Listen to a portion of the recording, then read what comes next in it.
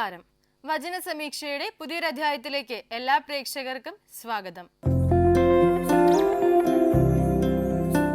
ഇന്നത്തെ വിചിന്തനത്തിനായുള്ള തിരുവചന ഭാഗം സദൃശ്യവാക്യങ്ങൾ 8-ാം അധ്യായം 7-ാം വാക്യം.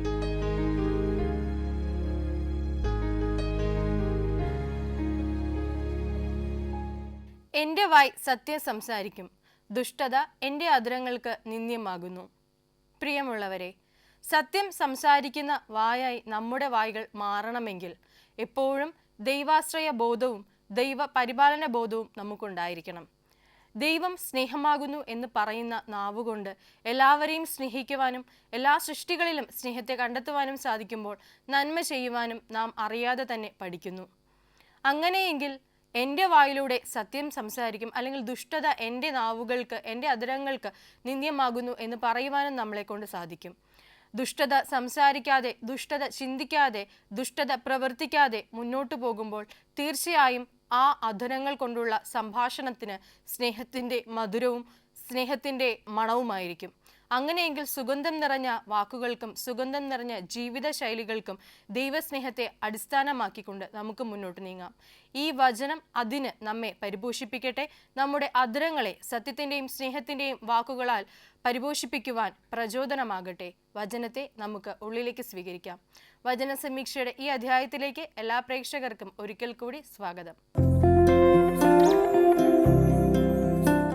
ചില സൗഹൃദങ്ങൾ ഒരുപക്ഷെ നമ്മുടെ ജീവിതത്തിൽ അപരിചിതമായി അല്ലെങ്കിൽ നാം വിചാരിക്കാത്ത സാഹചര്യങ്ങളിലായിരിക്കും കടന്നു വരിക.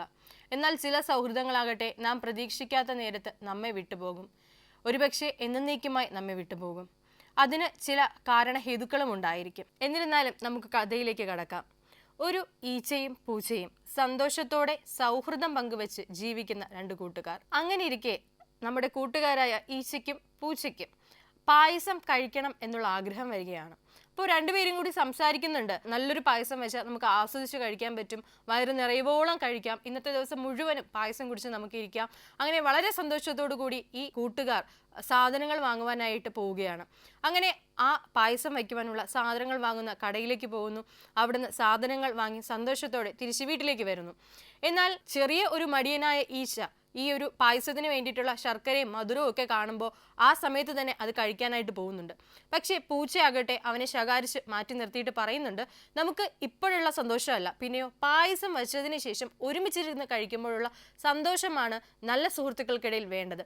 അങ്ങനെയെങ്കിൽ നമുക്ക് അവസാനം കഴിച്ചാൽ പോരെ എന്നുള്ള ഒരു സന്ദേശം അല്ലെങ്കിൽ എന്നുള്ള ഒരു സംഭാഷണത്തിലൂടെ പൂച്ച ഈച്ചയെ മാറ്റി നിർത്തുന്നുണ്ട്. എന്നിരുന്നാലും ഈച്ച വീണ്ടും സന്തോഷത്തോടു കൂടി ഈ ഒരു പണിയിലേക്ക് കടക്കുകയാണ്, പായസം ഉണ്ടാക്കുക എന്നുള്ള ജോലി. അങ്ങനെ അവർ എങ്ങനെയായിരിക്കും പായസം ഉണ്ടാക്കിയത്, അല്ലെങ്കിൽ സൗഹൃദം എങ്ങനെയായിരിക്കും പങ്കുവെച്ചത്, ഒരുമിച്ചിരുന്ന് പായസം കുടിച്ചു കാണുമോ എന്നൊക്കെയുള്ള കഥയിലേക്ക് നമുക്ക് മടങ്ങി വരാം. അതിനു മുൻപായി വചന സമീക്ഷയുടെ ഒന്നാമത്തെ കോളറിലേക്ക് നമുക്ക് പോകാം. നമസ്കാരം, വചന സമീക്ഷയിലേക്ക് സ്വാഗതം. ആരാണ്? മറിയാമ്മ ആന്റി, കോട്ടയത്തുനിന്ന് അല്ലേ? ഓക്കെ ആന്റി, അവിടെ വീട്ടിലാരൊക്കെ ഉണ്ട്? വീട്ടിലിപ്പോ ഞാനും അപ്പച്ചനേ ഉള്ളൂ. ഓക്കെ, സന്തോഷമായിട്ടിരിക്കുന്നോ? സന്തോഷമായിട്ടിരിക്കുന്നു. മഴയൊക്കെ ഉണ്ടോ കോട്ടയത്ത്? ഇപ്പൊ മഴയില്ല, രാവിലെ കൂടുതലായിട്ടില്ല, മഴ പെയ്യാൻ പോകുന്നു. എന്നാലും നല്ല മഴ കിട്ടുന്നുണ്ടല്ലോ. മഴ കിട്ടുന്നുണ്ട്. സന്തോഷമായിട്ടിരിക്കുന്നു എന്നറിഞ്ഞതില് നമുക്ക് സന്തോഷം കേട്ടോ.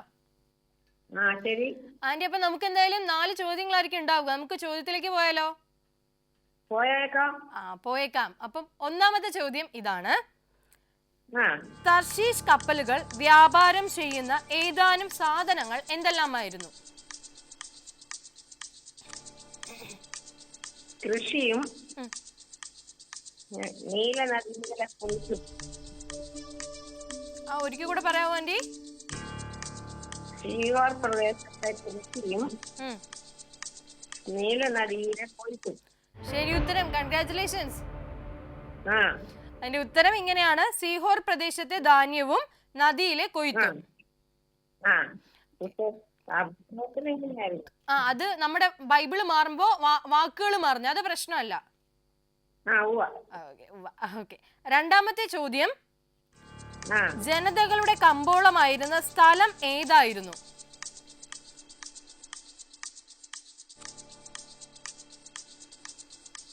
ജനതകളുടെ കമ്പോളമായിരുന്ന സ്ഥലം. ഉം. ഒരു ക്ലൂ തരാം. ആന്റി ആദ്യം പറഞ്ഞ ഉത്തരത്തിലുണ്ട് ആ സ്ഥലം. ആ പറഞ്ഞോളൂ. സീതോർ പ്രദേശാണോ? ആണോ എന്നൊരു ചോദ്യം വേണ്ട, ആന്റി ഉത്തരം പറഞ്ഞോളൂ. സീതോർ പ്രദേശം. ആ ധൈര്യമായിട്ട് പറഞ്ഞോ. എന്തായാലും ശരി ഉത്തരവാ. കൺഗ്രാറ്റുലേഷൻസ്. ഒരു ചെറിയ സംശയം വന്നു അല്ലേ? അതെ, അതാണോ? ആ സംശയമൊന്നും വേണ്ട, ശരി ഉത്തരവാണ്. ആ ഇപ്പൊ ഉത്തരം ഇതാണ്, സീഹോർ പ്രദേശം. ആ ഓക്കെ. ഇനി ആന്റിക്ക് ഏറ്റവും ഇഷ്ടമുള്ളത് എന്ത് ചെയ്യാനാ? പാട്ട് പാടാനാണോ, വചനം പറയാനാണോ, എന്താ ഇഷ്ടം? പാട്ട് പാടാം. എന്നാ പാട്ട് പാടിക്കോളൂ.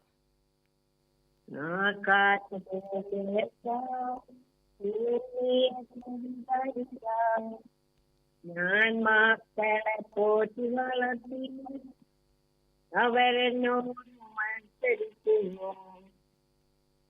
കാള തന്റെ ഉടയവന്റെ കഴുത തന്റെ യജമാനന്റെ പോയിട്ടൊട്ടില്ല എഞ്ചനമറിയില്ല. ആകാശത്തിൽ പെരുഞ്ഞാറയും പൊക്കുമേവൽ പഠിക്കും അവ തന്റെ കാലുമാറിഞ്ഞു എഞ്ചനമറിയില്ല. അറിയോ? ആന്റി നന്നായിട്ട് പാടി കേട്ടോ, നല്ല മനോഹരമായിട്ട് പാടി. അങ്കിൾ അടുത്തുണ്ടോ? ഇല്ല, കിടന്ന് ഉറങ്ങുക. Okay okay okay. പ്രായമായതാ മോളെ? പ്രായത്തില് പ്രായം ഒരു പ്രശ്നമേ അല്ല നമുക്ക്. ആന്റി ഇപ്പോഴും എന്താ പറയാ, ഇപ്പൊ പറയുന്നില്ലേ പ്രായത്തിന്റെ ആവശ്യതകൾ ഒന്നും ഇല്ലാണ്ട് ഇപ്പൊ നന്നായിട്ട് പാടിയില്ലേ, നമ്മളുമായിട്ട് സംസാരിക്കുന്നില്ലേ? എനിക്ക് അത്രയ്ക്കും ആയിട്ടില്ല. നമ്മള് കുഞ്ഞല്ലേ? ആ മനസ്സിന്റെ ചെറുപ്പമുണ്ടല്ലോ, അത് മതി. എനിക്ക് വേദോത്സവം നല്ല ഇഷ്ടമാണ്. അത് മതി നമുക്ക്, മനസ്സിന്റെ ചെറുപ്പം അത് മതി. എപ്പോഴും ആ ഒരു ഇത് നിർത്തിയാ മതി, ആ ഒരു സ്പിരിറ്റ്. ഓക്കെ, അപ്പൊ നമുക്ക് എന്നാ മൂന്നാമത്തെ ചോദ്യത്തിലേക്ക് പോയാലോ? ഓക്കെ, ചോദ്യം ഇതാണ്. ആരുടെ വാർത്ത മിസ്രയീമിൽ എത്തുമ്പോഴാണ് അവർക്ക് ആ വാർത്തയിൽ അതീവ ദുഃഖമുണ്ടാകുന്നത്?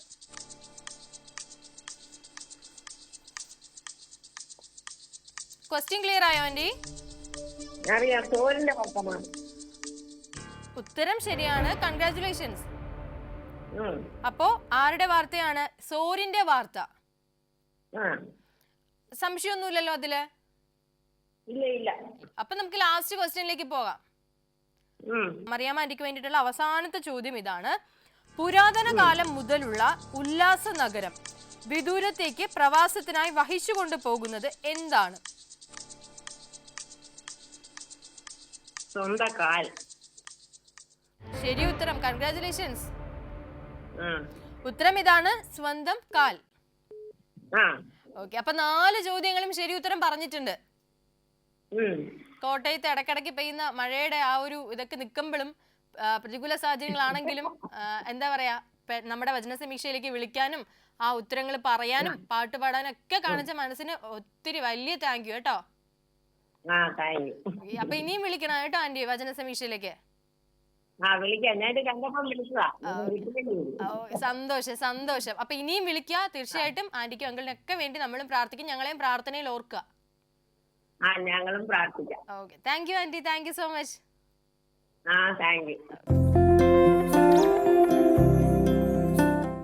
മറിയാമ്മ ആന്റി ആയിരുന്നു കോട്ടയത്ത് നിന്ന് നമ്മളോടൊപ്പം കോളിൽ ഉണ്ടായിരുന്നത്. നല്ല സന്തോഷത്തോടെ നമ്മളോട് സംസാരിക്കുന്ന ഒരു അമ്മ. അപ്പം ആന്റിക്കും അതുപോലെ തന്നെ അങ്കിളിനും ഒക്കെ വേണ്ടിയിട്ട് നമുക്ക് പ്രാർത്ഥിക്കാം, പ്രാർത്ഥനയിലൊക്കെ ഓർക്കാം. നമുക്ക് നമ്മുടെ കഥയിലേക്ക് മടങ്ങി വരാം. പായസം ഉണ്ടാക്കാൻ കൊതിച്ച് സാധനങ്ങളൊക്കെ മേടിച്ച് പായസം ഉണ്ടാക്കാൻ തയ്യാറെടുക്കുന്ന നമ്മുടെ പൂച്ചയുടെയും ഈച്ചയുടെയും സൗഹൃദത്തിലേക്കൊക്കെ നമുക്ക് മടങ്ങി വരാം. അപ്പോൾ ഇവര് പായസം ഉണ്ടാക്കാൻ വേണ്ടിയിട്ടുള്ള തത്രപ്പാടിൽ അടുക്കളയിൽ എല്ലാ പണിയും ചെയ്യുകയാണ്. അങ്ങനെ ഒരുപാട് നേരം അരി വേവിക്കാനും ഒപ്പം തന്നെ ശർക്കര അരിഞ്ഞിടാനും ഒക്കെ. ഇതിനിടയ്ക്ക് ഈ നമ്മുടെ ഈച്ചക്കുട്ടൻ കൊതി വന്നിട്ട് ഈ പഞ്ചസാര അല്ലെങ്കിൽ ഈ ശർക്കരയൊക്കെ എടുക്കാൻ ശ്രമിക്കുന്നുണ്ട്. പക്ഷെ അതേ സമയത്ത് പൂച്ച അവനെ സ്നേഹത്തോടു കൂടി ശകാരിച്ച് മാറ്റി നിർത്തുന്നുണ്ട്. എന്നിരുന്നാലും അവസാനം ഒരുമിച്ച് കഴിക്കാമല്ലോ, നമ്മൾ രണ്ടും ഉണ്ടാക്കുന്ന നമ്മുടെ ഐക്യത്തിന്റെ അല്ലെങ്കിൽ നമ്മുടെ ഒരു ബലത്തിന്റെ, നമ്മുടെ സൗഹൃദത്തിന്റെ വലിയൊരു സന്തോഷമായിട്ട് ഈ പായസം നമുക്ക് കഴിക്കാമല്ലോ എന്നൊക്കെയുള്ള സന്തോഷത്തിൽ ഇവർ രണ്ടുപേരും ഒരുപാട് നേരത്തെ പരിശ്രമത്തിനൊടുവിൽ ഇത് അടുപ്പിലേക്ക് കയറ്റി വെക്കുകയാണ്. അങ്ങനെ നല്ല തേങ്ങയും അതുപോലെ തന്നെ അരിയും ശർക്കരയും പഞ്ചസാരയും ഏലക്കയും ഒക്കെ ഇട്ട് നല്ലൊരു പായസം തയ്യാറാകുന്ന സമയത്ത് പൂജ പറയുന്നുണ്ട്, ഞാനൊന്ന് പോയി കുളിച്ചിട്ട് വരാം, നീയും വായോ, നമുക്ക് കുളിച്ച് ദേഹശുദ്ധി വരുത്തി ഫ്രഷ് ആയിട്ട് വന്ന് നമുക്ക് പായസം കുടിക്കാം. ഈച്ച എന്തോ ചിന്തിക്കുന്നുണ്ട്. എന്നിട്ട് ഈച്ച മടിയോടുകൂടി പറയുന്നുണ്ട്, എനിക്കിപ്പോൾ എന്തായാലും വയ്യ, എനിക്ക് ഭയങ്കര ക്ഷീണമുണ്ട്, ഇത്രയും അധ്വാനിച്ചതല്ലേ, ഇത്രയും ഇന്നത്തെ ദിവസം ഓടിയതല്ലേ, നീ പോയി കുളിച്ചിട്ട് വായോ, ഞാനിവിടെ കാത്തിരിക്കാം. അപ്പോൾ പൂജ പറയുന്നുണ്ട്, ഞാൻ വന്നിട്ടല്ലാണ്ട് തുറക്കരുത് കേട്ടോ, കാരണം നമ്മൾ ഒരുമിച്ച് ഉണ്ടാക്കിയതല്ലേ, നമുക്ക് ഒരുമിച്ച് സന്തോഷത്തോടു കൂടി കഴിക്കാം. അപ്പോൾ ഈശോ അതിനെ തലയാട്ടി സമ്മതിക്കുന്നുണ്ട്. അങ്ങനെ പൂച്ച കുളിക്കാനായിട്ട് പോവുകയാണ്, ഒരു മൂളിപ്പാട്ടൊക്കെ പാടി പോവുകയാണ്. അപ്പോൾ കുറേ നേരം കൊണ്ട് ഈച്ച കാത്തിരിക്കുന്നുണ്ട്. വീണ്ടും അവൻ കുറേ നേരം കാത്തിരുന്നിട്ടും പൂച്ച വരുന്നില്ല. അപ്പോൾ ഈച്ചയ്ക്ക് ഒരു കുബുദ്ധി തോന്നി. എന്തായിരിക്കും ആ കുബുദ്ധി, ഈച്ച എന്തായിരിക്കും ചെയ്തിട്ടുണ്ടാവുക എന്നുള്ള വിശേഷത്തിലേക്ക്, കഥയിലേക്ക് നമുക്ക് മടങ്ങി വരാം. അതിനു മുൻപായി രണ്ടാമത്തെ കോളറിലേക്ക് നമുക്ക് പോകാം. നമസ്കാരം, വചന സമീക്ഷയിലേക്ക് സ്വാഗതം. ആരാണ്? കൊല്ലത്തുനിന്ന് ആലീസ് ആന്റി അല്ലേ? Pandalam. Okay okay, Pandalam. Aunty, വീട്ടിലാരൊക്കെ ഉണ്ട്? ഞാനും കൊച്ചുമോളുണ്ട്. സന്തോഷമായിട്ടിരിക്കുന്നോ? അവിടെ മഴയൊക്കെ ഉണ്ടോ പന്തളത്ത്? മഴയുണ്ട്, മഴയുള്ളൂ. നന്നായിട്ട് മഴ പെയ്യുന്നുണ്ടല്ലേ? സുഖമായിട്ടിരിക്കുന്നു എന്നറിഞ്ഞതിൽ സന്തോഷം. ആന്റി, നമുക്ക് വചന സമീക്ഷയിൽ 4 ചോദ്യങ്ങളായിരിക്കും ഉണ്ടാവുക. അപ്പോൾ നമുക്ക് ചോദ്യത്തിലേക്ക് പോലെ, എന്നിട്ട് നമുക്ക് വിശേഷങ്ങളിലേക്ക് മടങ്ങി വരാം. ഒന്നാമത്തെ ചോദ്യം ഇതാണ്, ഒരു ആണി പോലെ യഹോവ എല്യാക്കീമിനെ തറയ്ക്കുന്നത് എവിടെയാണ്?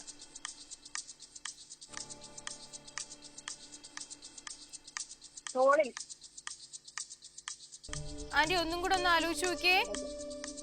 ഒരു ആണി പോലെ യഹോവ എല്യാക്കീമിനെ തറയ്ക്കുന്നത് എവിടെയാണ്? ഉറപ്പുള്ള സ്ഥലത്ത്. അങ്ങനെ ഉത്തരങ്ങൾ വരണം. ഇപ്പൊ ശരി ഉത്തരമായി, കൺഗ്രാറ്റുലേഷൻസ്. ഉത്തരം ഇതാണ്, ഉറപ്പുള്ള സ്ഥലത്ത്. നമുക്ക് രണ്ടാമത്തെ ചോദ്യത്തിലേക്ക് പോവാം. ചോദ്യം ഇതാണ്, തന്റെ പിതൃഭവനം അവന്റെ മേൽ എന്തൊക്കെയാണ് തൂക്കിയിടുന്നത്? ക്വസ്റ്റ്യൻ ക്ലിയർ അല്ലേ? മഹത്വവും സന്തതികളെയും പിന്മുറക്കാരെയും കോപ്പം മുതൽ ഭരണി വരെയുള്ള ചെറുപാത്രങ്ങളെയും തൂക്കി. ശരി ഉത്തരം, കൺഗ്രാറ്റുലേഷൻസ്. ഉത്തരം ഇതാണ്, അവന്റെ പിതൃഭവനത്തിന്റെ സകല മഹത്വവും സന്തതികളെയും പിന്മുറക്കാരെയും കോപ്പം മുതൽ ഭരണി വരെയുള്ള ചെറുപാത്രങ്ങളെയും. സന്തോഷമായില്ലേ? ആന്റി, അപ്പോ ആന്റിക്ക് ബൈബിളുമായിട്ട് വിശുദ്ധ ഗ്രന്ഥവുമായിട്ട് ബന്ധപ്പെട്ട് എന്ത് പാട്ട് പാടാനാണോ വചനം പറയാനാണോ എന്താ ഇഷ്ടം, താല്പര്യം ഏതാ? പാടിക്കോളൂ ആന്റി. ഈ ദേഹം വിട്ടുപോകിലും ഈ ദേഹം വിട്ടുപോകിലും കേട്ടും കാഹളാനാദത്തിൽ ഓത്തും ചേർന്നിടും സ്വാമിനി കാട്ടും കാഹളാനാദത്തിൽ ഓത്തും ചേർന്നിടും സ്വാമിനി. നല്ല വോയിസ് ആട്ടോ, നന്നായിട്ട് പാടാൻ. അപ്പം ഇനി ആന്റി വിളിക്കണം, വിളിക്കുമ്പോ കുറച്ചും കൂടെ പാടണം. നല്ല വോയിസാ കേൾക്കാൻ.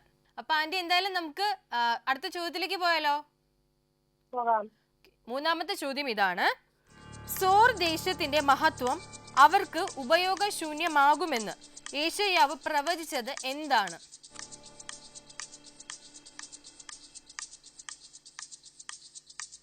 ക്വസ്റ്റ്യൻ ക്ലിയർ അല്ലേ?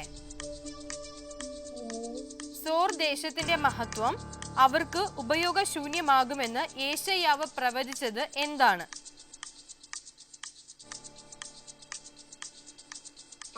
കപ്പലുകള് ഒരു വീടോ തുറമുഖമോ അവശേഷിക്കാത്തത് അത് ശൂന്യമായിരിക്കുന്നു. ശരി ഉത്തരം, ശരി ഉത്തരമാണ്. കൺഗ്രാറ്റുലേഷൻസ്. ഉത്തരം ഇതാണ്, ഒരു വീടോ തുറമുഖമോ അവശേഷിക്കാത്ത വിധം അത് ശൂന്യമായിരിക്കുന്നു. സന്തോഷായില്ലേ? അപ്പൊ നമുക്ക് ലാസ്റ്റ് ക്വസ്റ്റിനോട് ചോദിച്ച് അവസാനിപ്പിക്കാം. അപ്പൊ നാലാമത്തെ ചോദ്യം ഇതാണ്, സോർ ദേശത്തിന്റെ ശൂന്യതയെക്കുറിച്ച് വിലപിക്കുന്നത് ആരാണ്? തർശീഷ് കപ്പലുകൾ. ശരി ഉത്തരം. കൺഗ്രാറ്റുലേഷൻസ്. ഉത്തരം ഇതാണ്, തർശീഷ് കപ്പലുകൾ. 4 ചോദ്യങ്ങൾക്കും നന്നായിട്ട് ഉത്തരം പറയാൻ പറ്റുന്ന ഒരു വിശ്വാസമില്ലേ?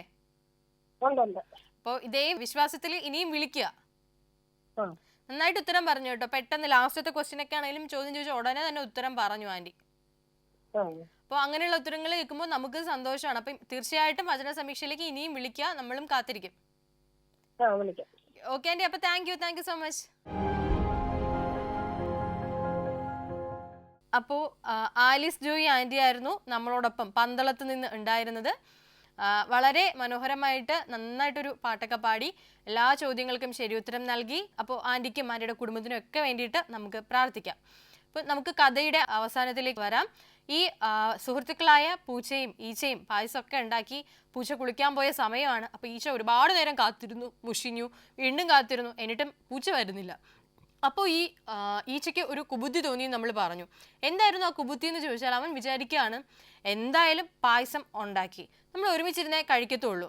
പക്ഷെ എന്നിരുന്നാലും അതിൽ കുറച്ച് മധുരം നോക്കുന്നതിൽ, ടേസ്റ്റ് നോക്കുന്നതിൽ, രുചി അറിയുന്നതിൽ തെറ്റൊന്നുമില്ലല്ലോ. അപ്പോൾ കുറച്ച് പായസം കുടിച്ചാലും അതാരും അറിയാൻ പോകുന്നില്ല, പ്രത്യേകിച്ച് പൂച്ച അറിയാൻ പോകുന്നില്ല. അങ്ങനെയാണെങ്കിൽ അടുപ്പിൽ തിളച്ചുകൊണ്ടിരിക്കുന്ന അതിൽ നിന്ന് കുറച്ച് പായസം ചൂടോടെ എടുത്ത് കുടിക്കാം എന്നുള്ള ധാരണയിൽ ഈ ഈച്ച പായസം കുടിക്കാൻ പോവാണ്. അപ്പോൾ കലത്തിൻ്റെ മൂടി തുറന്ന് മൂടിയുടെ ഒരു ഭാഗത്തായിട്ട്, കലത്തിൻ്റെ അഗ്രഭാഗത്തായിട്ട് ഈച്ച വന്നിരിക്കുകയാണ്. നല്ല മധുരം വരുന്നുണ്ട്. അപ്പോൾ ഈച്ച അതൊന്ന് തൊട്ടു നോക്കാൻ വേണ്ടിയിട്ട് തലയിടുന്ന ആ നിമിഷം പെട്ടെന്ന് അങ്ങ് മറിഞ്ഞ് ആ പായസത്തിലേക്ക് വീണു പോവുകയാണ്. പെട്ടെന്ന് അവന് രക്ഷപ്പെടാനും പറ്റുന്നില്ല, കൈകാലിട്ടടിക്കുന്നുണ്ട്, നിലവിളിച്ച് കരയുന്നുണ്ട്. ആ കലത്തിലെ പായസത്തിൽ നിന്നുള്ള ഉഗ്രതാപവും ഒപ്പം അതിൻ്റെ ഉഷ്ണവും ഒക്കെ കൊണ്ട് ആ ഈച്ചയും അതിനകത്തേക്ക് വീണ് ഉരുകി പോവുകയാണ്. എന്നാൽ കുറച്ച് നേരം കഴിഞ്ഞതിന് ശേഷം പൂച്ച വരുന്നുണ്ട്. വളരെ സന്തോഷത്തോടു കൂടി ആടിപ്പാടി വരികയാണ് പായസം കഴിക്കാൻ. അവനവൻ്റെ കൂട്ടുകാരനായ ഈച്ചയെ ചുറ്റും തിരഞ്ഞിട്ടും കാണുന്നില്ല. ഇവനിതെവിടെ പോയി എന്നുള്ള ഒരു ധാരണയിൽ അല്ലെങ്കിൽ ഒരു ചിന്തയിൽ പൂച്ച വീണ്ടും വീണ്ടും നോക്കുന്നുണ്ട്, പക്ഷെ കാണുന്നില്ല. അവസാനം പൂച്ച വിചാരിക്കുകയാണ് ഈച്ചയ്ക്കും കൂടി വേണ്ടിയുള്ളത് വിളമ്പി വയ്ക്കാം, അതൊന്ന് ചൂടാറുമ്പോൾ അവന് കൊടുക്കാം, അവന് ചൂടൊന്നും അധികം പറ്റത്തില്ലല്ലോ. അങ്ങനെയും അത്രയും സന്തോഷത്തോടു കൂടി തൻ്റെ കൂട്ടുകാരനെ കൂടി ഓർത്തുകൊണ്ട് പൂച്ച ആ കലം തുറന്ന് ആ പാത്രത്തിൽ നിന്നും അല്ലെങ്കിൽ ആ അടുപ്പിൽ നിന്നും പാത്രത്തിലേക്ക് പായസം പകർത്താൻ നേരമാണ് അവൻ കാണുന്നത് ആ പായസത്തിൽ ചത്തു പൊങ്ങിക്കിടക്കുന്ന അവൻ്റെ പ്രിയപ്പെട്ട കൂട്ടുകാരൻ ഈച്ചയെ. ആ സമയം അവൻ ഒരുപാട് തകർന്നു പോകുന്നുണ്ട്, നിലവിളിച്ച് കരയുന്നുണ്ട്.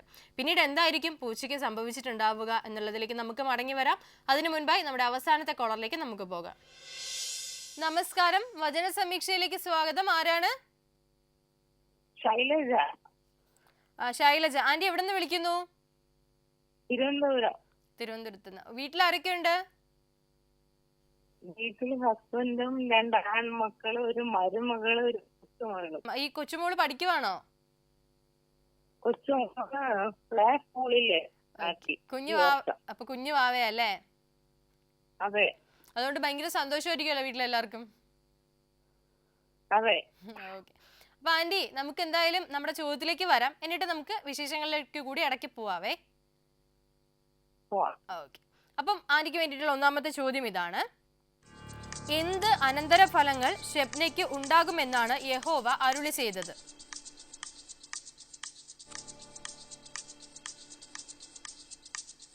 ക്വസ്റ്റ്യൻ ക്ലിയർ അല്ലേ ആന്റി? യഹോവ തൂക്കിയെടുത്ത് ചുഴറ്റി എറിഞ്ഞുകളയും, ഒരു പന്ത് പോലെ വിശാലമായ ഒരു ദേശത്തിലേക്ക് ഉരുട്ടിക്കളയും, അവിടെ നിന്ന് മരിക്കും, നിന്റെ മഹത്വമുള്ള രഥങ്ങളും അവിടെയാകും, ഉദ്യോഗത്തിൽ നിന്ന് നീക്കിക്കളയും, സ്ഥാനത്ത് നിന്ന് അവൻ നിന്നെ പറിച്ചു കളയും. ഇതിപ്പം ആന്റി പറഞ്ഞ ഉത്തരം ശരിയാണ്. ആ വചനം കംപ്ലീറ്റ് ആയിട്ട് പറഞ്ഞു, അതിലുള്ള ഉത്തരങ്ങളെല്ലാം പറഞ്ഞു. അപ്പോ യഹോവ എന്ത് അനന്തരഫലങ്ങൾ ഉണ്ടാകും ശെബ്നയ്ക്ക് എന്നാണ് അരുളി ചെയ്തത്. അതിന്റെ ഉത്തരം ശരിയാണ്. കൺഗ്രാറ്റുലേഷൻസ്. ഉത്തരം ഇതാണ്: യഹോവ അവനെ വിശാലമായ ഒരു ദേശത്തേക്ക് ശക്തിയോടെ ചുഴറ്റി പന്ത് പോലെ തട്ടിക്കളയും, അവിടെ അവൻ മരിക്കും.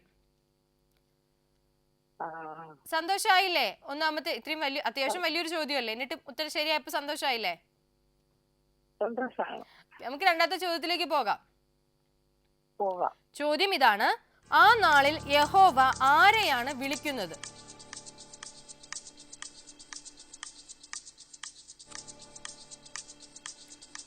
ആ നാളിൽ യഹോവ ആരെയാണ് വിളിക്കുന്നത്? ഹില്ക്കിയാവിന്റെ മകനായി എന്റെ ദാസനായി എല്യാക്കീമിനെ. ശരി ഉത്തരം, കൺഗ്രാറ്റുലേഷൻസ്. ഹില്ക്കിയാവിന്റെ മകനായ എല്യാക്കീമിനെ. അതെ. അപ്പൊ ആന്റി ബൈബിളുമായിട്ട് ബന്ധപ്പെട്ട് ഒരു വചനം പറയാവോ? ബൈബിളിൽ ഏറ്റവും ഇഷ്ടമുള്ള ഇതുവരെ അതായത് സ്വന്തം ജീവിതത്തിൽ ഈ വചനം ചേരും, അല്ലെങ്കിൽ ഈ വചനം അനുസരിച്ചാണ് ഞാൻ ജീവിക്കുന്നത്, അങ്ങനെയുള്ള ഒരു വചനം പറയാവോ? എൻ മനമേ യഹോവയെ വാഴ്ത്തുക, അവന്റെ ഉപകാരങ്ങൾ മറക്കരുത്. എൻ മനമേ യഹോവയെ വാഴ്ത്തുക, അവന്റെ ഉപകാരങ്ങളൊന്നും മറക്കരുത്. അവൻ എന്റെ സകല രോഗങ്ങളെയും സൗഖ്യമാക്കുന്നു. അപ്പൊ ആന്റി പറഞ്ഞ ഉടനെ തന്നെ വചനം പറയുവാനും അത് നമ്മുടെ പ്രേക്ഷകരുമായിട്ട് പങ്കുവയ്ക്കാനും ഒക്കെ കാണിച്ച മനസ്സിന് വളരെയധികം നന്ദി കേട്ടോ. നന്ദി. ഓക്കെ, അപ്പൊ നമുക്ക് മൂന്നാമത്തെ ചോദ്യത്തിലേക്ക് പോയാലോ? പോകാം. ഓക്കെ, ശൈലജ ആന്റിക്ക് വേണ്ടിയിട്ടുള്ള മൂന്നാമത്തെ ചോദ്യം ഇതാണ്. യഹോവ ആരെയാണ് വിളിക്കുന്നത്? എന്ത് സ്ഥാനമാണ് അവന് കൊടുക്കുന്നത്? ഹില്ക്കിയാവിന്റെ മകനായി എല്യാക്കീമിനെ വിളിക്കും. അവനെ ഞാൻ നിന്റെ അങ്കി ധരിപ്പിക്കും. നിന്റെ കച്ച കൊണ്ട് അവനെ അരകെട്ടും. നിന്റെ അധികാരം ഞാൻ അവന്റെ കയ്യിൽ ഏൽപ്പിക്കും. ശരി ഉത്തരം, കൺഗ്രാറ്റുലേഷൻസ്. വിളിക്കുന്നത് എല്യാക്കീമിനെ, അവനെ എന്ത് സ്ഥാനമാണ് കൊടുക്കുന്നതെന്ന് ചോദിച്ചാൽ അധികാരം എല്യാക്കീമിന്റെ കയ്യിൽ ഏൽപ്പിക്കും. അപ്പോ 3 ചോദ്യം ശരിയായിട്ടുണ്ട്. ഇനി ഒരു ചോദ്യം കൂടി ശരിയായി കഴിഞ്ഞാൽ കംപ്ലീറ്റ് ശരിയാവും. നാലാമത്തെ ചോദ്യം ഇതാണ്. എല്യാക്കീമിന് ലഭിച്ച സ്ഥാനവും അധികാരവും എന്തായിരുന്നു? യെരൂശലേം നിവാസികൾക്ക് യഹൂദാ ഗൃഹത്തിന് ഒരു അപ്പനായിരിക്കും. ശരി ഉത്തരം, കൺഗ്രാറ്റുലേഷൻസ്. ഉത്തരം ഇതാണ്. അവൻ യെരൂശലേം നിവാസികൾക്കും യഹൂദാ ഗൃഹത്തിനും ഒരു പിതാവായിരിക്കും. അപ്പോ ഒരുപാട് സന്തോഷം തോന്നിയില്ലേ 4 ചോദ്യങ്ങൾ ശരി ഉത്തരം പറഞ്ഞപ്പോ? സിമ്പിൾ ആയിട്ട് തോന്നിയില്ലേ? നമ്മൾ ഒന്ന് വചനം ഒന്ന് റെഫർ ചെയ്ത് അല്ലെങ്കിൽ ഒന്ന് വായിച്ചിട്ട് നമ്മൾ ഇരിക്കുമ്പോ ഈ ക്വസ്റ്റ്യൻസ് എല്ലാം ഉത്തരം പറയാൻ പറ്റുന്നില്ലേ? അപ്പൊ തീർച്ചയായിട്ടും ഇനിയും വചന സമീക്ഷയിലേക്ക് വിളിക്കുക കേട്ടോ. ഇനി വിളിക്കുമ്പോൾ ഇതേപോലെ വചനം പങ്കുവെക്കുവാനും ഉത്തരങ്ങളൊക്കെ ശരിയാക്കാനും ആന്റിക്ക് പറ്റട്ടെ. ആന്റിക്കും കുടുംബത്തിനും ഒക്കെ വേണ്ടി പ്രാർത്ഥിക്കാം. Thank you aunty, thank you so much. Shailaja aunty ആയിരുന്നു നമ്മളോടൊപ്പം കോളിൽ ഉണ്ടായിരുന്നത്. ആന്റിക്കും കുടുംബത്തിനും കുഞ്ഞിനൊക്കെ വേണ്ടിയിട്ട് നമുക്ക് പ്രാർത്ഥിക്കാം, നമ്മുടെ പ്രാർത്ഥനയിൽ ഓർക്കാം. നമ്മുടെ കഥയിലേക്ക് മടങ്ങി വരാം. നിലവിട്ട് കരഞ്ഞുകൊണ്ടിരുന്ന നമ്മുടെ പൂച്ചക്കുട്ടൻ, തൻ്റെ ഉറ്റ സുഹൃത്തിനെ നഷ്ടമായിട്ടുള്ള പൂച്ചക്കുട്ടൻ, വളരെ പരിതാപകരമായ ഒരു അവസ്ഥയിലേക്ക് അവൻ എത്തിപ്പെടുകയാണ്.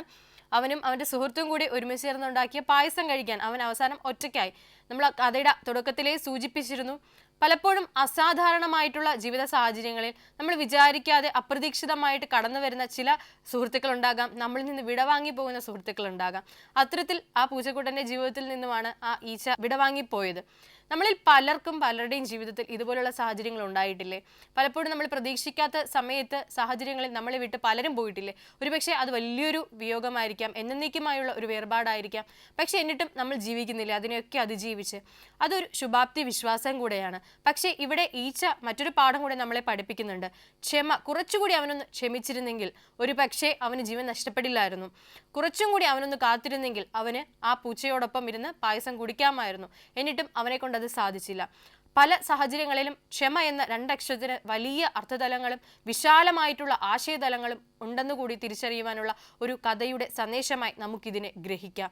അങ്ങനെയെങ്കിൽ നമ്മുടെ ജീവിതത്തിൽ നിന്നും ഉണ്ടാകുന്ന ചില വേർപാടുകളിൽ ദുഃഖിക്കരുത് എന്നല്ല, പിന്നെയോ അതിനെ അതിജീവിക്കുന്ന ഒരു കാലം നമുക്കുണ്ടാകണം. ഒരു പ്രതീക്ഷയുടെയും പ്രത്യാശയുടെയും കാലം. അവിടെ നിന്നും ക്ഷമിക്കുവാനും പൊറുക്കുവാനും എല്ലാം മറന്നുകൊണ്ട് മറ്റുള്ളവരെ സ്നേഹിക്കുവാനുമുള്ള കെൽപ്പും കൃപയും ദൈവകടാക്ഷവും ഒക്കെ നമുക്കുണ്ടാകട്ടെ. നമ്മുടെ ജീവിതങ്ങളെ വിശുദ്ധ ഗ്രന്ഥത്തിനും ദൈവപരിപാലനയ്ക്കും ദൈവസ്നേഹത്തിനും ദൈവപ്രമാണങ്ങൾക്കും ഒക്കെ വിട്ടുകൊടുത്തുകൊണ്ട് നമുക്ക് മുന്നോട്ട് നീങ്ങാം. വചന സമീക്ഷയുടെ ഈ അധ്യായം ഇവിടെ പൂർണ്ണമാകുന്നു. പുതിയൊരു അധ്യായത്തിലൂടെ നമുക്ക് വീണ്ടും കണ്ടുമുട്ടാം. നന്ദി, നമസ്കാരം.